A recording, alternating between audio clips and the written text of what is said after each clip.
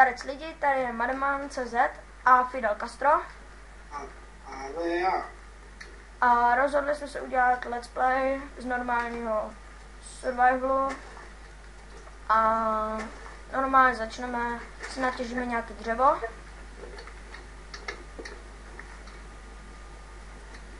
Taková ta nutná klasika, co se vždycky na začátku musí dělat.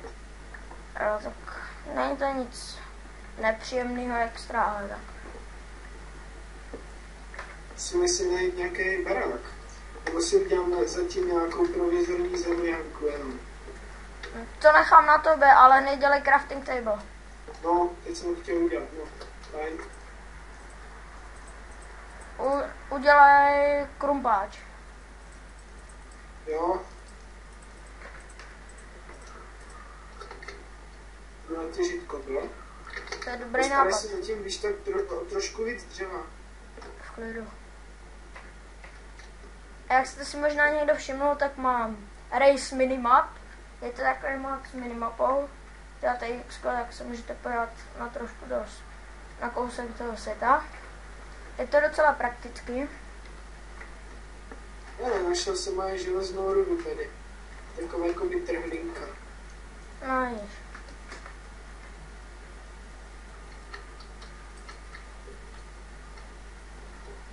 No, začátek bývá vždycky nudný, snad to nějak pak rozjedeme trošku ve větším kalibru.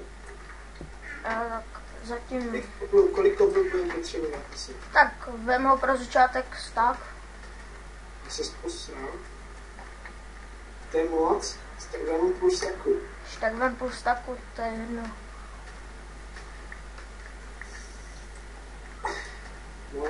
No, a půl staku je 32, že? Ne asi. Nube. Ne, knipl.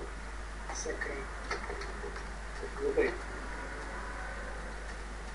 Hej, kytička. Tak co s tím mám urobit? Nevím, tak z koblu určitě uděláme pec. Pec, pekárnu. Pekárnu. Počkej, mám udělat 2 sekery pro nás, nebo jeden se bude starat o kobla, druhý asi o sekery. A jo, to bude lepší.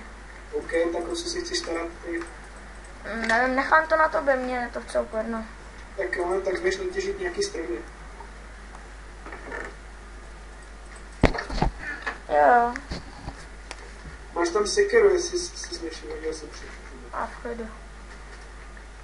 To je dobrá. No, jsme skoro vlastně u toho našel začátečního spawnu. Hele, našel jsem sugarcane. Se nám bude pak do budoucna hodit třeba. Tak na knihovny na enchanting. Tak no. Musím dokat farmu rovnou, myslím. Zvířata to ušlapat nemůžou, takže to pohodlný. Uděláme si, jak jsi říkal, zemlянku nebo nějaký baráček? Já nevím, myslím, že na začátek stačí zemlянka, to je taky praktičtější prostě v tom, že s tím nemáš vůbec žádný starosti, takže vykopeme akorát díru do země, dáme tam pár loučí, aby jsme viděli a myslím, že to bude stačit. A myslím, že v noci bychom třeba mohli na zombíky, ale když nemáme žádnou výbavu, takže spíš asi ne. Ale tam vidím další. Tak já zatím udělám tu zemlянku. Je to hluboký aspoň trošku.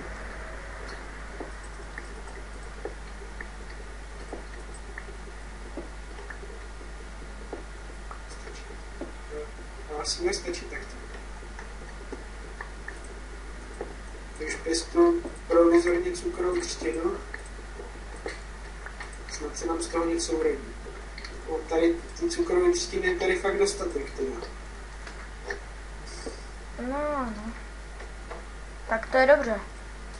To je jedině. Já už jdu za tebou, asi bychom mohli nechat vypálit chár, nebo charcoal, nebo jak se tomu říká, prostě to s tím cháčkem, víš co myslím. Udělám pec. Udělej pec. A s tím si klidně můžu vytřít pec, že jo? Tak určitě.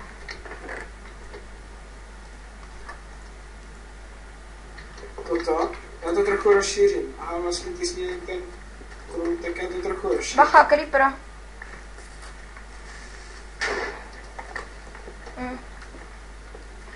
Tak to bylo trošku nubovský. Co jsi udělal? A bouchnul jsem creepera. Mám iron. Abych navrhoval, že bychom si mohli asi rovnou uspavnout a tady nějaký baráček. Protože když umřeš, tak si vlastně ubyliš v baráčku třeba. Jako postel bychom tam mohli mít a asi to tak jistější. Jako na nějaký výpravy se pak můžeme vydat, ale to by bylo asi lepší pro nás.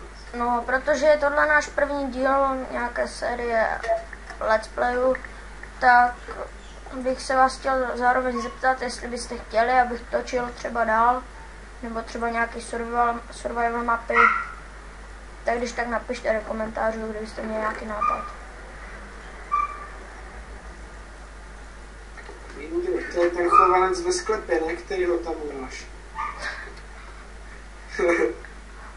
Nejsem nějaký tvůj Josef Frico. No, nechám vypálit zatím irony, co jsem dal zrovna do pece. A pak uvidíme, co budeme asi dělat dál. Jsem furt brzo nějak nacházet třeba, nevím, dungeony nebo něco takového. Ale asi v dalších dílech, pokud budeme aspoň trošku úspěšní, tak bychom asi mohli udělat. A teďka jsem měl menší lak. Amsterdam, ježišmarja, já jsem si vzpomněl, že nemůžu najít ten recept na ten pistol, já si na něj musím vzpomenout. Tak za chvíli jsme zpátky. Darec, já jsem zpátky a vzpomněl jsem si už na ten recept.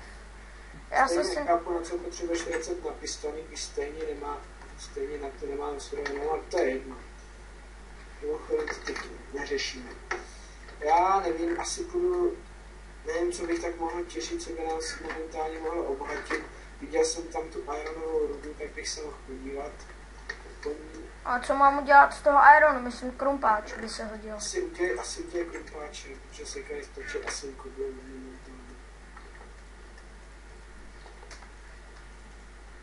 Postavíme třeba někde pak nějaký monument, něco pěkného, nějaké... Jo, tak hodí se to na sakra. Tak to rozumíš? Jo, tak můžeme určitě. Endermani, krávy... Jo, meč určitě udělám, ten se nám bude hodit. A neděje ironové asi, ne, mají koblové, iron je v podstatě teďka drávec. Ale kola, to se hodí. Že mě dochází chybí. Já půjdu asi na lov zombíku, jak to vidím. No, abych teďka radši zjistil takové základní věci a pak až možná bychom mohli. Jo? Jo, mě teďka mám docela v pytli hunger bar, úplně nějak mám docela hlad. Dej tomu chovancovi třeba řetěz kolem krku nebo něco, nebo píchni do voka. Já za to nemůžu, to je náš pes. Já nevím, pes. A v klidu. Já mu dám ráno do hetky a v klidu. To jsme přece milovníci zvířat. Jak pečených, tak smažených. My jsme Chárku, ale už nemusíš dělat, už mám podělaný věci. Sugarcane, ale to tady asi zasadil ty. Sugarcane je tady hodně, tak to pak můžeme klidně někam jít, já nevím, na něco třeba. Kráva. Lagy, jo. No, jenom bohužel teďka není nic moc co dá dělat, takže ok, na začátku je to moc zajímavý. Teďka mám nějaké lagy, neděláš něco třeba velkýho nebo něco? Fakt.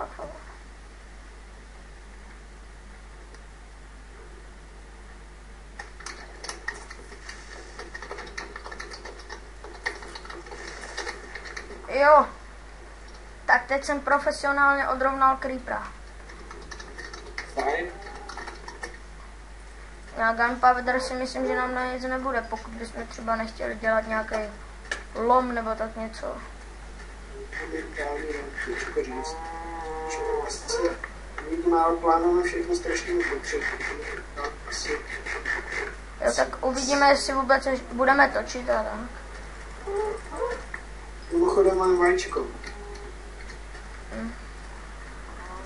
Tak to máš být, proč na sebe hrdý. Mám ještě 2 vajíčka. Teda, ty se překonáváš. Víš, co tím myslím.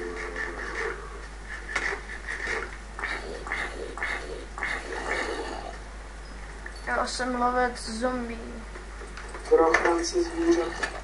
Ne, Asi nebude nic moc. Vraždění.